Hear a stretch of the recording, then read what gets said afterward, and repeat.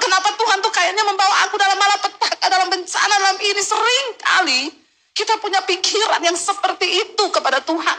Kita memang gak suka proses, tapi ingat Tuhan itu mencintai proses. Karena hanya lewat proses iman kita menjadi kuat. Sebab tidak ada orang hebat yang dihasilkan dari kemudahan. Orang hebat semua dihasilkan lewat air mata, pergumulan, tantangan, dan badai hidup yang besar. Tuhan gak pernah berjanji tidak akan ada badai. Tuhan gak pernah berjanji tidak akan ada hujan. Tuhan gak akan berjanji tidak ada masalah dalam hidupmu. Tapi Dia berjanji, sekalipun engkau berada dalam badai, Dia menyertaimu. Katakan, amin.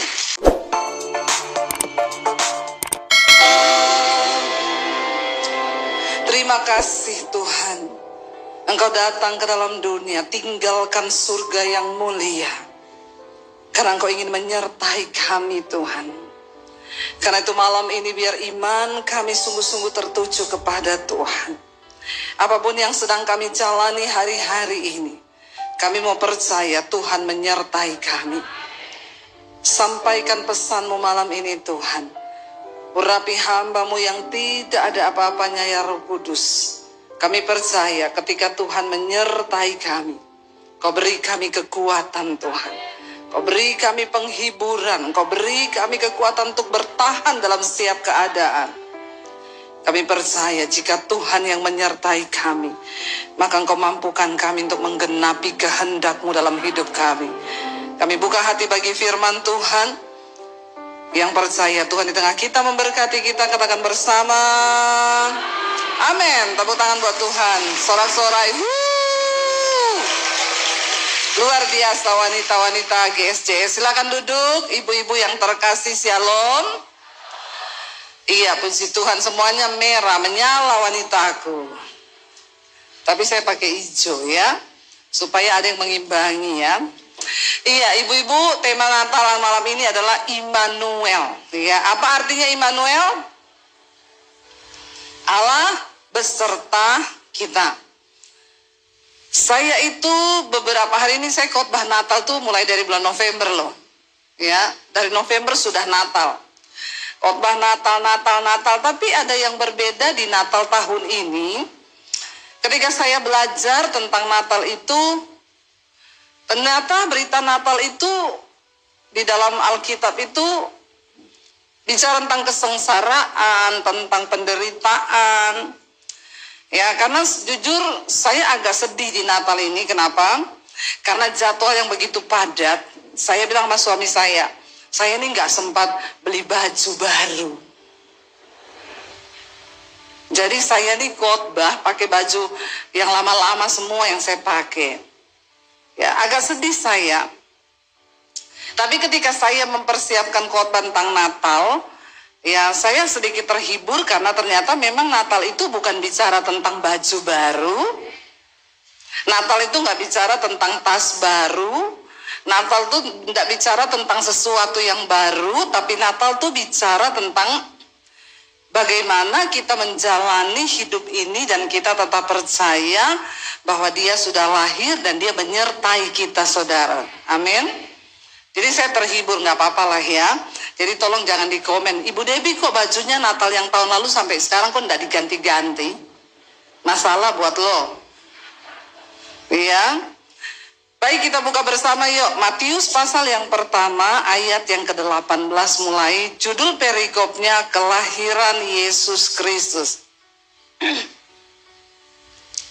Ayat 18 di sana berkata, Matius 1 ayat yang ke-18. Kalau ada Alkitabnya buka, tapi kalau nggak baca di sini. Kita secara bergantian sampai ayat yang ke-25. Saya baca ayat yang ke-18. Kelahiran Yesus Kristus adalah seperti berikut. Pada waktu Maria ibunya bertunangan ya dengan Yusuf, ternyata ia mengandung dari Roh Kudus sebelum mereka hidup sebagai suami istri. Ayat 19.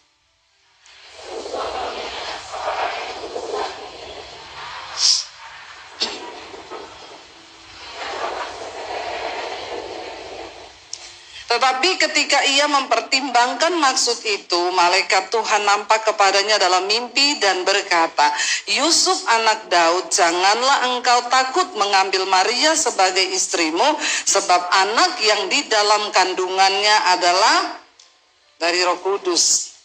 21.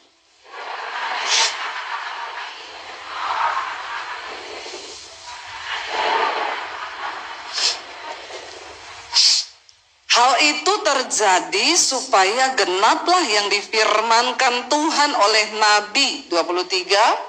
Sesungguhnya anak darah itu akan mengandung dan melahirkan seorang anak laki-laki, dan mereka akan menamakan dia Immanuel, yang berarti Allah menyertai kita. 24. Sesudah bangun dari tidurnya, Yusuf berbuat seperti yang diperintahkan malaikat itu kepadanya.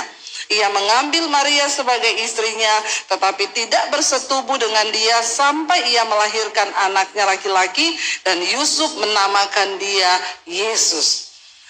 Ya, saya menyampaikan khotbah Natal tentang kalau kita belajar dari pertama kali bagaimana malaikat menampakkan diri kepada Maria dan berkata, "Hai Maria, engkau adalah wanita yang dipilih Tuhan, kasih karunia itu turun ke atasmu, engkau akan mengandung." Lalu pada waktu itu Maria berkata begini, bagaimana mungkin itu terjadi karena aku ini belum bersuami.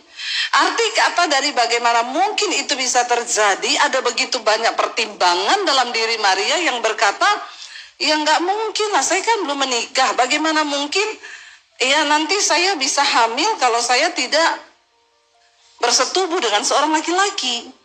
Ya, Maria punya banyak pemikiran dalam pikirannya, kalau saya ini nanti hamil dari Roh Kudus, lalu bagaimana mungkin Yusuf akan percaya bahwa itu anak dari Tuhan. Coba kita sedikit merenung ya, seolah-olah kita ini menjadi Maria. Itu tidak mudah loh. Dia harus menanggalkan egonya, nanti orang bilang dia perempuan nakal, nanti orang akan berkata dia perempuan yang tidak beradab, karena pada zaman itu adatnya sangat ketat. Yusuf dan Maria sudah bertunangan, tapi mereka tidak boleh bersetubuh. Karena kalau kedapatan pada waktu itu orang belum menikah bersetubuh, bisa mati dirajam pakai batu.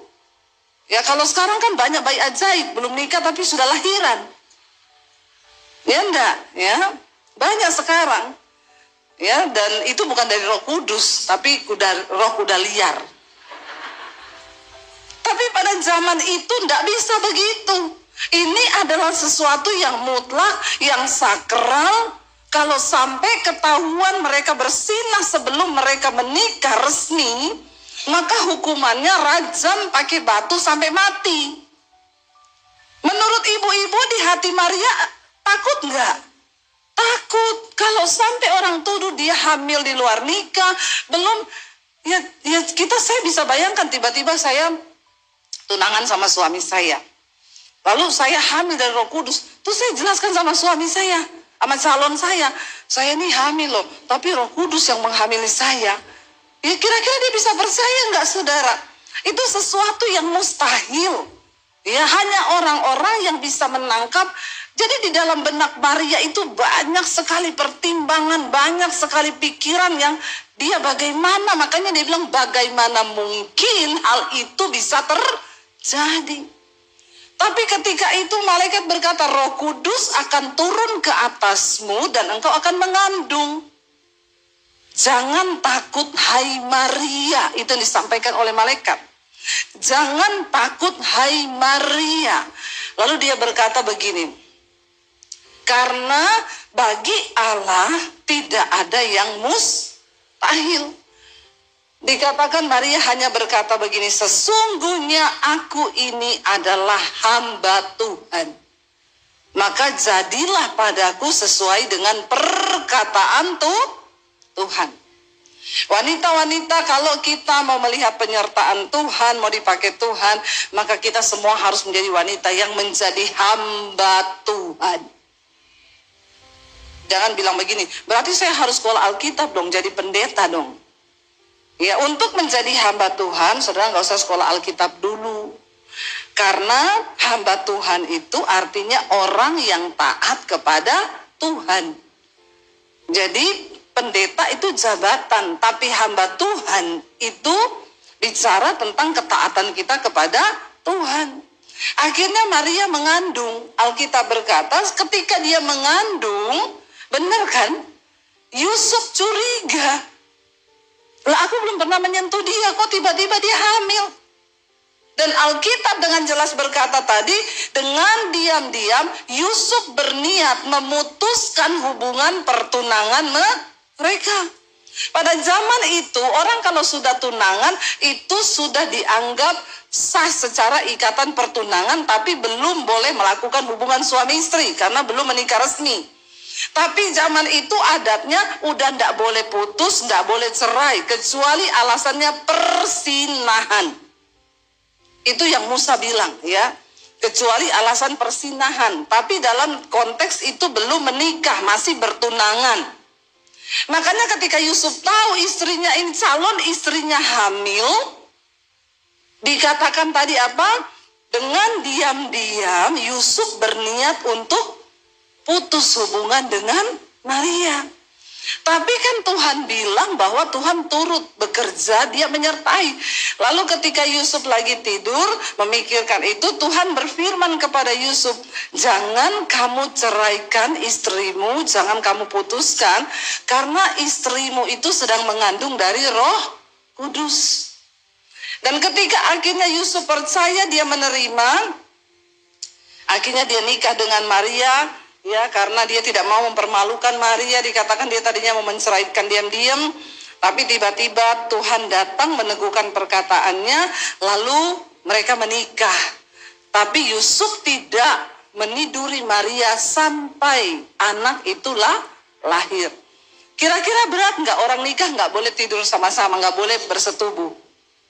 Berat nggak? Berat juga. Ada harga lagi yang harus dibayar. Ya, karena orang itu menikah ya pasti pengennya sama-sama, tidur sama-sama. Ini mereka harus menahan diri lagi. Ya, untuk sebuah kehendak Allah dapat digenapi. Jadi tidak mudah memang menggenapi kehendak Tuhan itu. Lalu kita lihat, Bapak Ibu, ketika Yusuf itu sudah menikah, lalu Maria sudah semakin besar perutnya. Kalau saudara baca di dalam Lukas dikatakan, ketika Maria sudah berumur, kandungannya itu sudah tua mau melahirkan, tiba-tiba kaisar menetapkan harus ada sensus penduduk.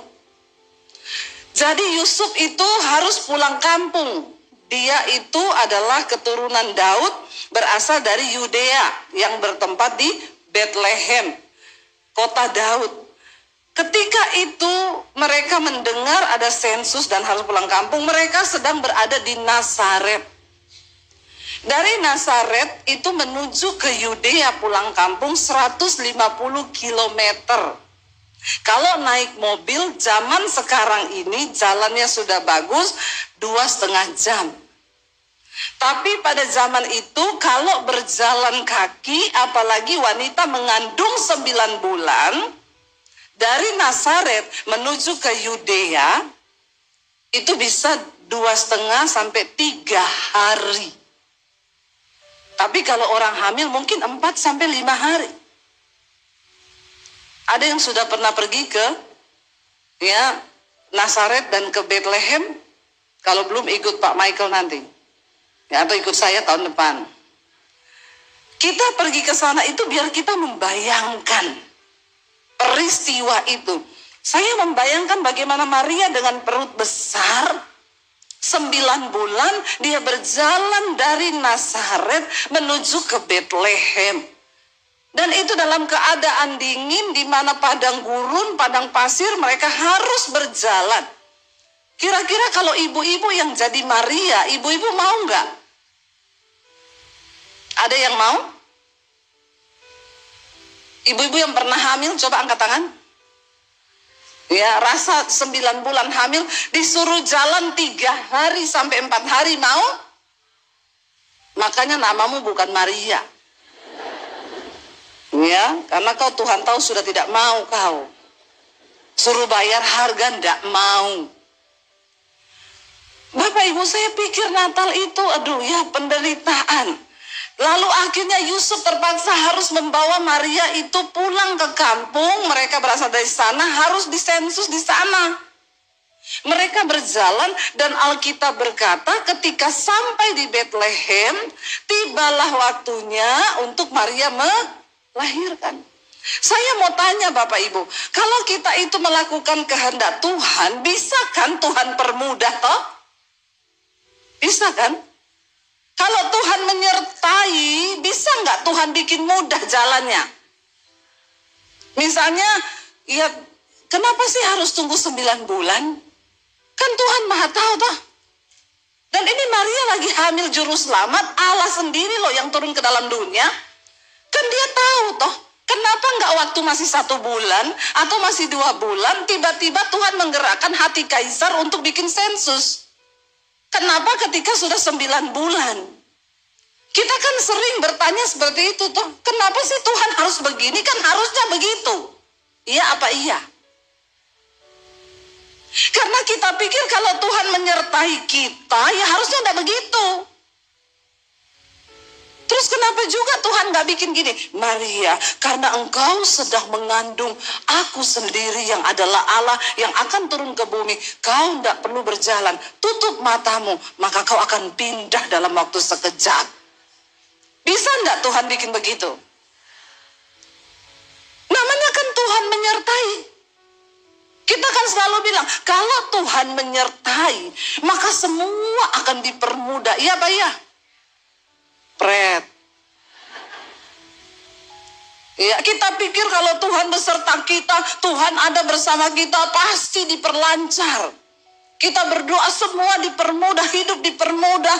Ya, maka ketika kita berdoa dijawab, luar biasa. Tadi siang Ibu Shirley, ya, Gubernur terpilih Maluku Utara, tadi siang bersaksi, kita sama-sama pelayanan Natal.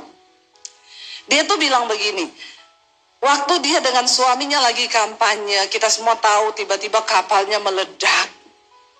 Dan Ibu Shirley terlempar dari kapal, suaminya juga terlempar.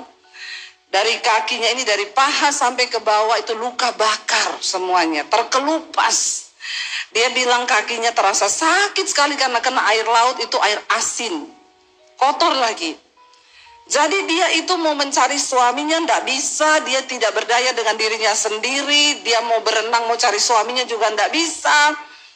Dalam keadaan kesakitan dia diangkat, dia cuma sibuk tanya, Bapak mana? Udah Bu, gak usah mikir Bapak dulu, Bapak lagi dicari.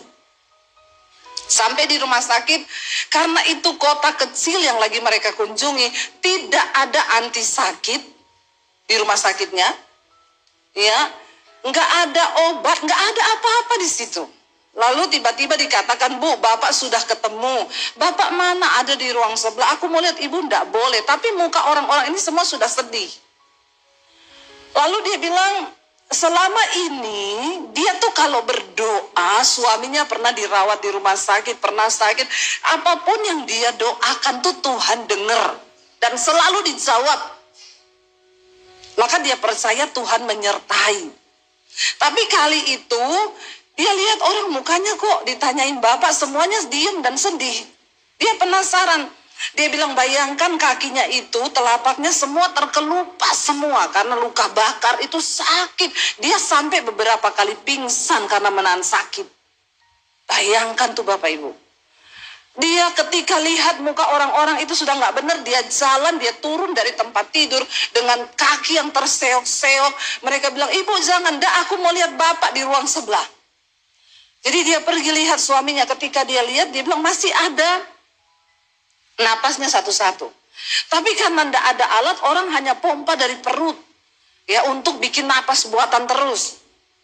Dia bilang, disitulah saya berdoa dengan seluruh kekuatan iman yang aku punya. Kita pernah mungkin di saat-saat tertentu kita berdoa dengan seluruh iman yang kita punya, kita menggedor sorga, kita minta Tuhan bekerja. Dia bilang dia menangis di situ, dia tertelungkup, dia bilang, Tuhan dengan semua imanku aku minta selamatkan suamiku. Tapi tiba-tiba suaminya akhirnya tidak ada, meninggal. Dan saat itu dia terpukul sekali. Dia bilang seperti dunia itu di depan dia itu gelap gulita. Dia tidak bisa lihat apa-apa, dia nggak bisa mikir apa-apa karena dia tuh tidak tahu bagaimana harus menghidupi anak. Dia nggak tahu caranya bagaimana harus bekerja. Dia sama sekali tidak tahu apa-apa. Dia cuma menangis dan menahan rasa sakit kakinya yang terbakar, menahan rasa sakit hatinya, kehilangan suaminya yang dia bilang memang hanya dalam sekejap. Siapa yang nyangka kalau tragedi itu akan terjadi? Jadi dia bilang yang ada hari itu hanya dia menyalahkan dirinya. Kenapa kita pergi ke situ? Kenapa ini enggak begini? Kenapa enggak begitu? Kenapa enggak begini? Kenapa kita enggak rubah? Kenapa gini? Kenapa saya enggak tolong Bapak? Kenapa waktu itu Bapak di sini? Kenapa saya di situ? Berkecamuk dan dia tidak bisa terima keadaan itu. Dia tidak bisa menerima dan dia tidak bisa berdamai. Dia menyalahkan dirinya terus dan menyalahkan keadaan. Sampai akhirnya datang helikopter untuk bawa, ya, dia nggak bisa ngapa-ngapain lagi, lalu diterbangkan ke Luwuk, dari Luwuk pakai private jet untuk dibawa pulang ke Jakarta. Berhari-hari dia cuma tanya, Tuhan, kenapa suamiku mati? Kenapa Tuhan? Kenapa? Kenapa, dan kenapa? Harusnya enggak begitu Tuhan. Masih banyak mimpi. Seolah-olah langkahnya terhenti saat itu juga. Dan dia nggak tahu mau buat apa, saudara. Ya, sampai akhirnya dia bilang dia berdoa terus. Dia berdoa mencoba memahami. Dia cuma dapat satu kata-kata dari Tuhan yang Tuhan tuh bilang, lebih baik kamu tidak mengerti daripada kamu tidak percaya. Jangan coba bertanya tentang kedaulatan Tuhan. Jangan coba protes tentang kedaulatan Tuhan dalam hidup ini. Lebih baik kamu tidak ngerti daripada kamu tidak percaya. Dalam hidup ini tidak semua kita harus mengerti kenapa Tuhan bikin begini. Saya banyak mendengar, Bu, saya punya anak satu-satunya perempuan, Bu. Bayangkan anak ini saya sayang, udah lulus kuliah, lulus cum laude, saudara. Ya, anaknya itu 2 cowok, 1 cewek. Cewek ini disayang. Tiba-tiba selesai kuliah baru di wisuda beberapa hari, anak ini bilang, "Ma, aku mau kerja ya." Ya udah kerja. Dia kos di satu tempat karena dekat dengan tempat kerjanya. Setiap hari mereka video call, kalau hari Sabtu itu berdoa bersama setiap hari. Tiba-tiba berapa hari itu nggak ada kabar. Hari Jumat anak ini nggak ada kabar. Sabtu biasanya teleponan kok nggak ada kabar. Lalu ibunya telepon bapaknya kos itu, "Pak, tolong dong liatin anak saya di telepon-telepon kok nggak pernah diangkat. Bu, itu lampunya menyala di dalam, Bu. Tapi kami nggak berani buka ya. Jadi tolong ada keluarga aja. Karena kita ketok-ketok juga nggak dibuka." Akhirnya kakaknya datang, dipanggil nggak nyaut, didobrak pintunya. Ditemukan dan meninggal di kamar mandi. Saudara lihat betapa syok ibunya. Anak ini baru lulus kuliah yang diharapkan. Dia bilang sama saya, "Bu, kenapa, Bu? Kenapa, Bu? Kenapa, Bu? Kenapa?" Bu Shirley juga bilang, "Suamiku ini orang baik, Tuhan. Ya, betapa banyak kebaikan yang dia buat. Kenapa dia yang mati?" Dalam hati saya, banyak bapak-bapak selingkuh hidung belang di sana. Kenapa enggak mati? Pasti ibu-ibu juga berpikir begitu, toh? Iya, betul, Bu. Suamiku itu bukan selingkuh, ya. Kenapa bukan dia yang mati? Jadi Bapak Ibu, kita ini seringkali ada hal-hal memang yang kita tuh enggak perlu ngerti. Sudah berhenti bertanya, berhenti komplain, berhenti memprotes kedaulatan Tuhan. Inilah hidup. Dia tiap hari bertanya sampai akhirnya nggak bisa tidur. Dia juga kecewa, terus menyalahkan diri. Dan inilah intimidasi iblis. Sampai akhirnya dia bilang satu saat dia bangun pagi-pagi, dia berdoa. Lalu dia merasakan ada satu kekuatan yang turun. Tiba-tiba dia berbahasa roh, tidak bisa kendalikan. Lalu dia mendengar di situ ada suara yang berkata, "Ini takdir yang harus kamu terima. Dan ini adalah keputusan Tuhan. Karena ingat, kau hidup bukan untuk bahagia, tapi kau hidup untuk melakukan kehendakku." Tapi kita kan seringkali mau hidup untuk bahagia. Kita pengen semua anak kita baik, kita pengen keadaan kita baik, kita pengen ini baik. Lalu kalau ada sesuatu yang tidak baik, kita protes sama Tuhan. Kenapa? Kita berdoa. Karena kita orang Kristen ini sudah terlalu banyak dicekoi bahwa kalau ikut Tuhan tuh harus enak. Kalau enggak enak itu salah kau. Ya, siapa bilang begitu? Yesus bilang kalau kau mau jadi muridku, pikul salibmu, sangkal dirimu dan ikut aku. Menyangkal diri ini artinya kita letakkan semua hak kita. Kita letakkan semua keinginan kita. Sebab hidup mengikut Tuhan itu bukan soal mengikuti semua yang kita mau, tapi kita harus ikuti apa yang Tuhan mau. Amin. Kenapa engkau percaya kepada Yesus? Karena engkau tidak meragukan eksistensinya sebagai Tuhan.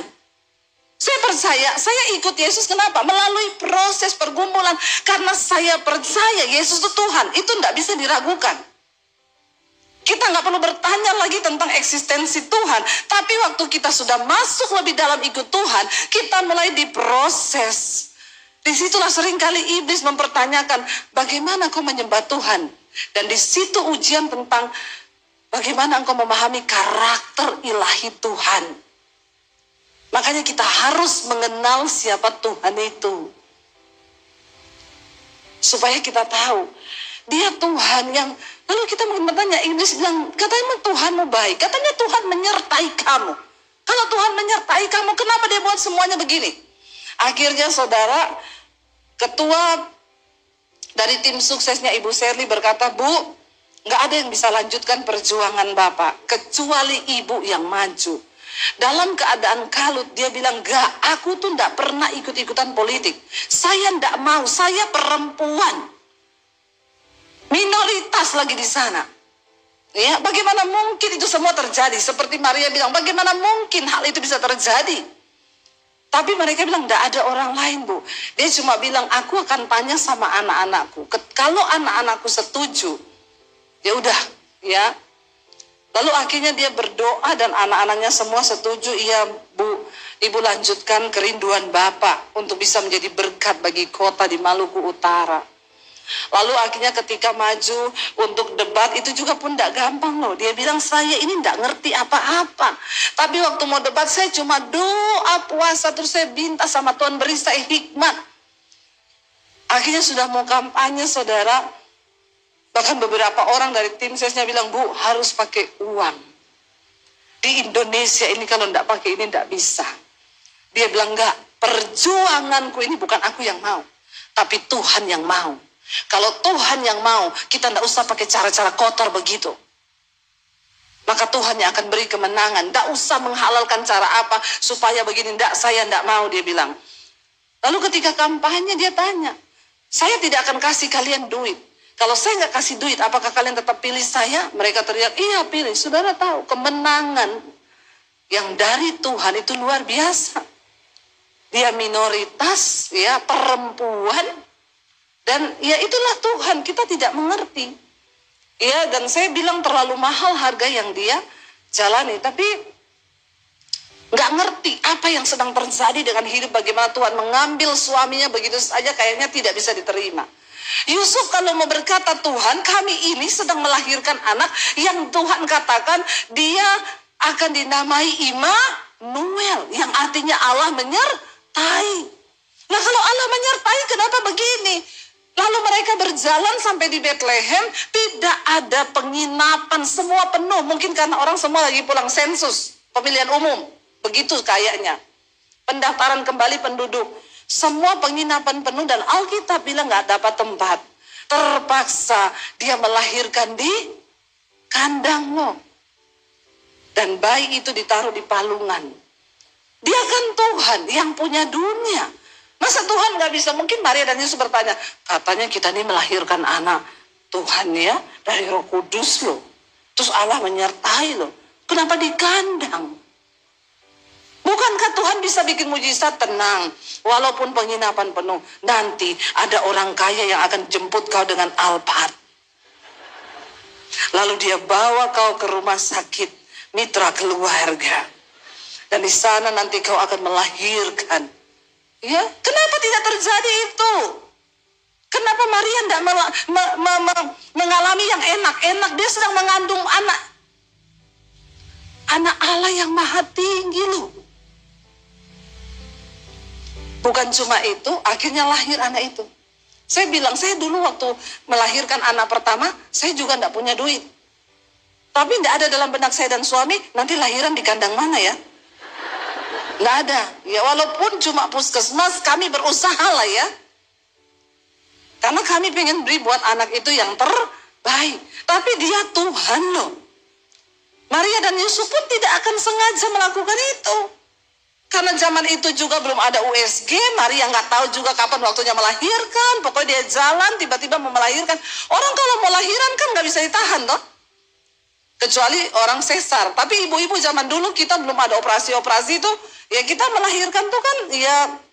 Saya juga bingung kenapa anak-anak sekarang nggak bisa ya lahir normal ya.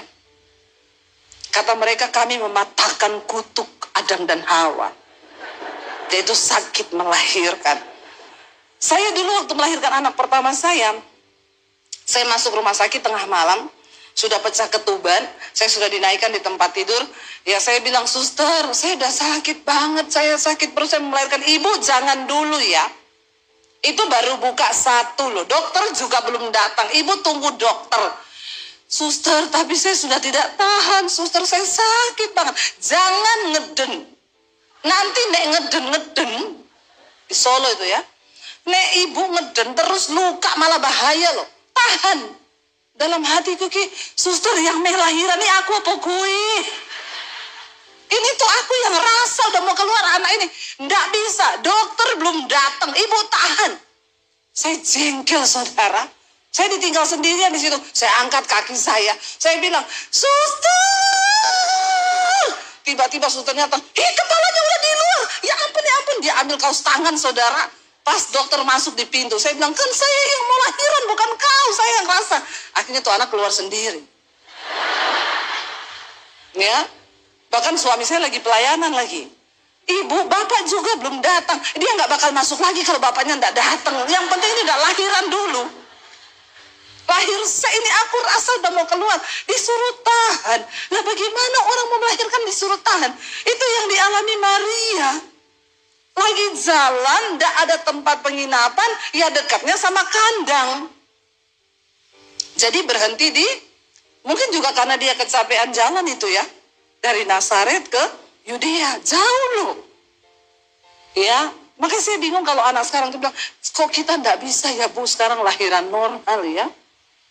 Harus sesar tuh kenapa ya? Saya bilang karena kamu pilih tanggal cantik, 12. Ya, hari-hari gini tuh, jadi saudara ketika itu ya sudah akhirnya melahirkan di situ di kandang loh. Kenapa enggak enak? Tuhan menyertai di mana? Bukan cuma itu, ketika anak itu sudah lahir, coba kita lihat Matius ya. Matius pasal yang kedua, lalu orang-orang Majus datang melihat bintang, mereka lihat, Yesus sudah lahir. Matius pasal yang kedua ayat 13 sampai ayat 15. Di sana dikatakan begini ayat 13, setelah apa? Ya, Matius 2 ayat 13 ya. Setelah orang-orang Majus itu berangkat, nampaklah malaikat Tuhan kepada Yusuf dalam mimpi dan berkata, bangunlah, ambillah anak itu serta ibunya, larilah ke Mesir dan tinggallah di sana sampai aku berfirman kepadamu. Karena Herodes akan mencari anak itu untuk membunuh dia. Maka Yusuf pun bangun, diambillah anak itu serta ibunya. Kapan? Malam itu juga, lalu menyingkir ke Mesir dan tinggal di sana hingga Herodes mati. Hal itu terjadi supaya genaplah firmankan Tuhan oleh Nabi, dari Mesir kupanggil anakku. Bapak Ibu, dia pergi dari sana ke Mesir naik kereta Wus,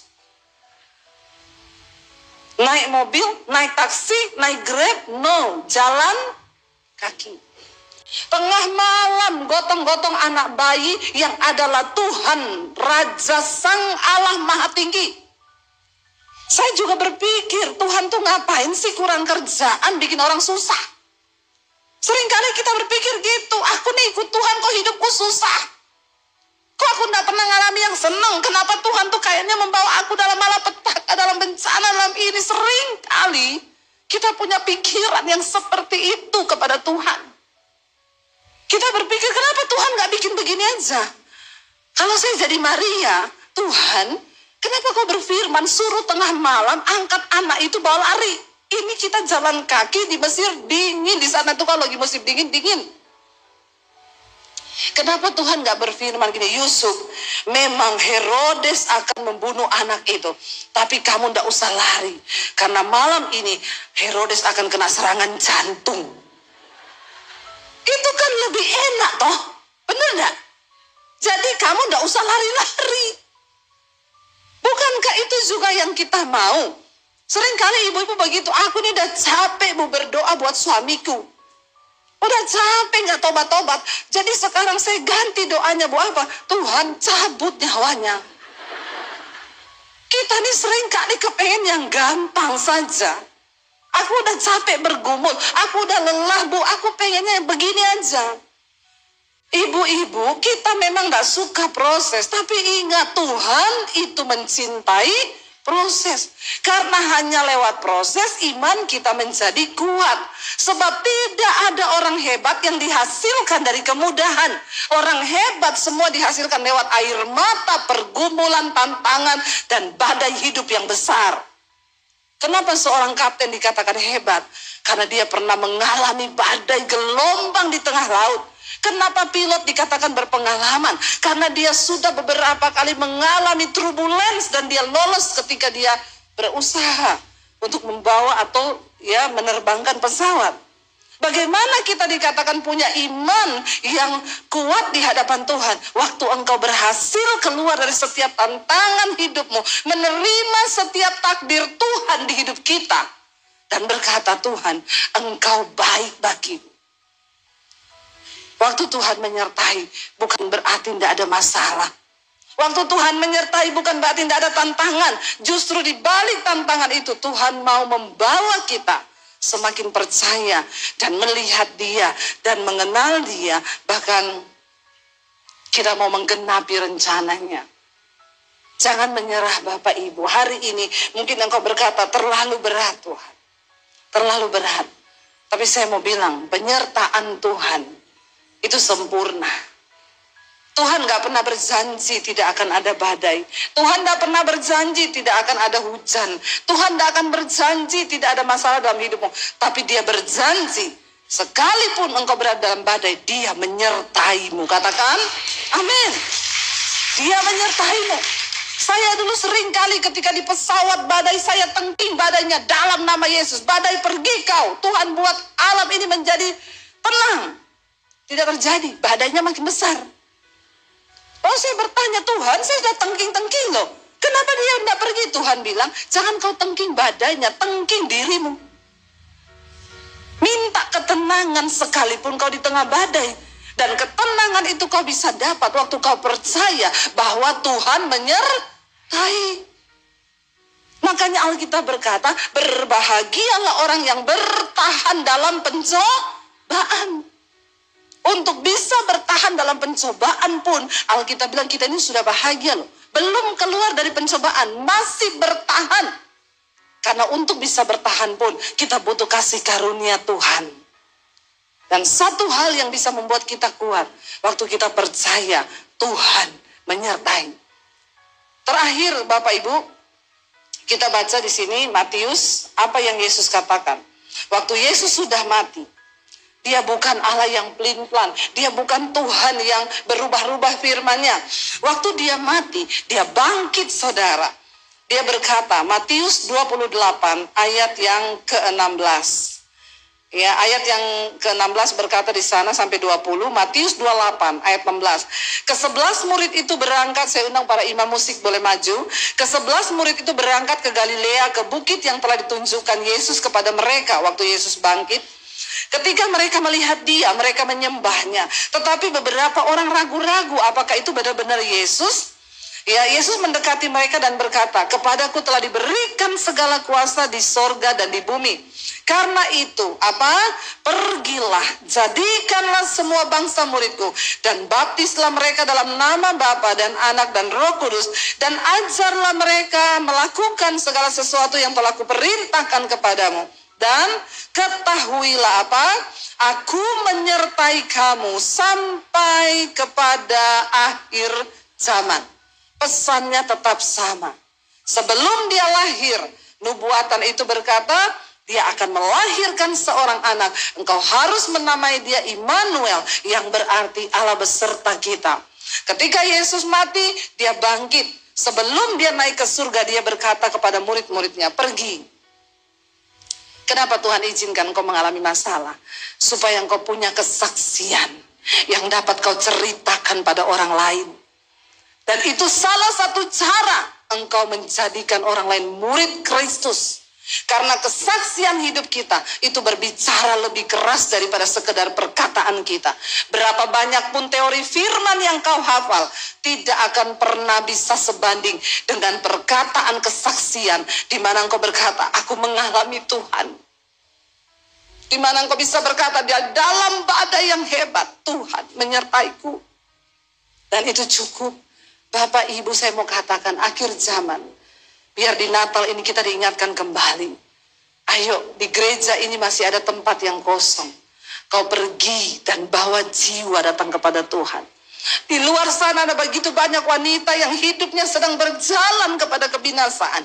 Mereka sedang tidak tahu arah. Mungkin itu tetanggamu, mungkin itu iparmu, mungkin itu kakakmu, mungkin itu sahabatmu. Bawa mereka kepada Kristus. Kalau ada temanmu yang datang dan berkata, suamiku tuh selingkuh. Kenapa lu diam aja? Balas juga, tahu selingkuh. Bertobat.